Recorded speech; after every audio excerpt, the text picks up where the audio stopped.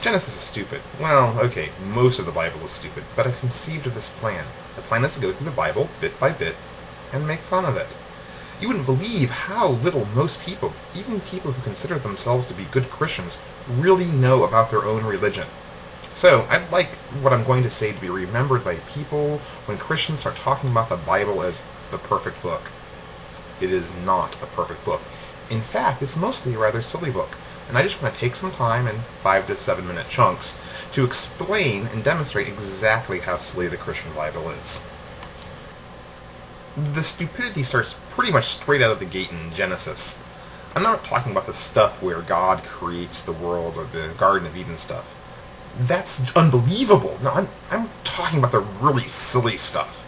So in Genesis 4:17, Cain knew his wife, and I guess they couldn't say that Cain gave her the high, hard one, and they had a kid. Well, the funny thing is, at the time, the whole universe seems to have a grand total of 3 people: Adam, Eve, and their son Cain. Where did this other wife come from?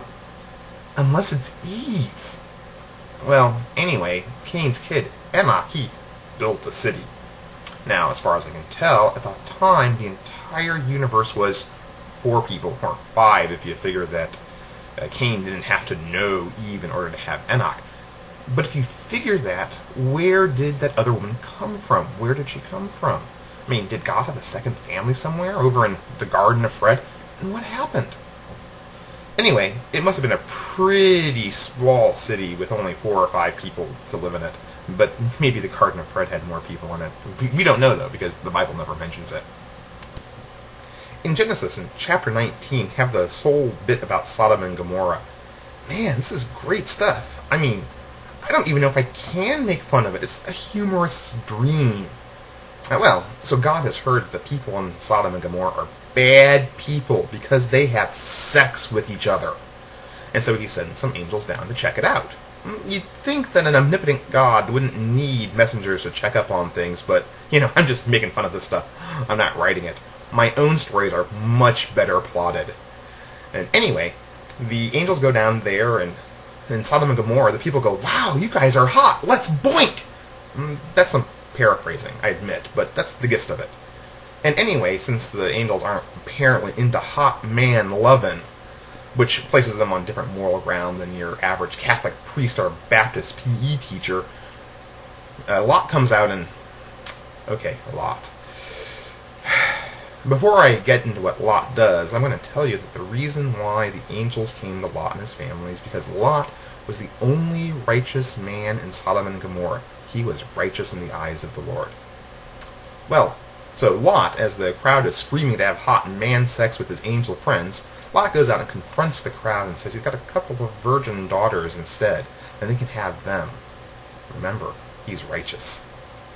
Anyway, the crowd doesn't want Lot's virgin daughters, and you may wonder what that says about them, but we'll be getting right back to them. And insist on passing around the angels like the new fish in a Supermax cell block. Well, the angels don't want that, so they strike everybody blind, and they go back to God, and they say, "Whoa, it's way messed up down there." So God destroys the place with fire. This was long before God discovered compassion and mercy. Way before that.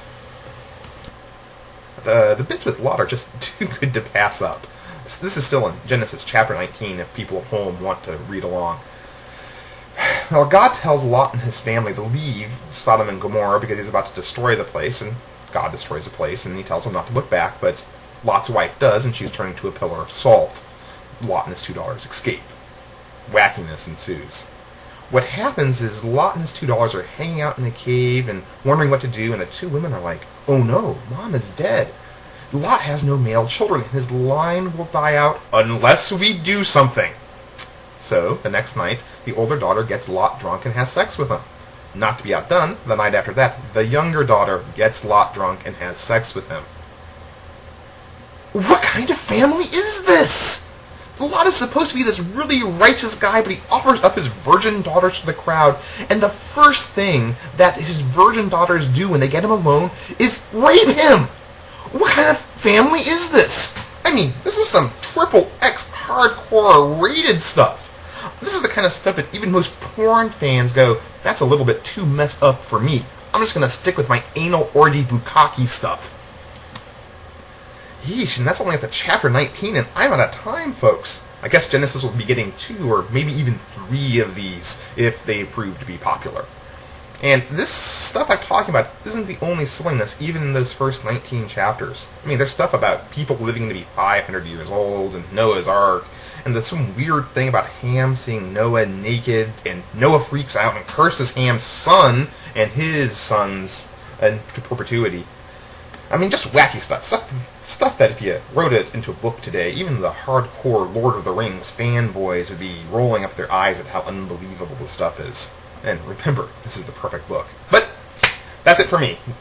Go visit my website at chrisbradleywriter.com, where you can find information about me, my stories, contacts, my blog, stuff like that.